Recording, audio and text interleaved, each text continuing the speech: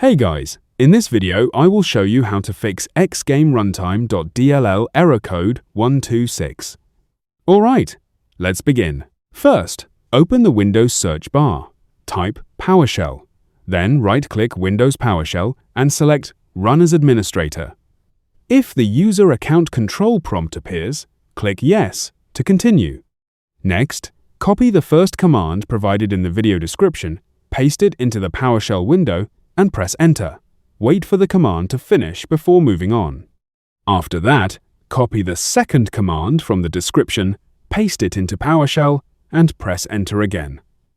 Once it completes, copy the third command, paste it into the same window, and press Enter. Allow the process to finish without closing PowerShell. Finally, download and install Gaming Services on your PC. After the installation is complete, restart your computer. So that's basically how you can fix error code 126. And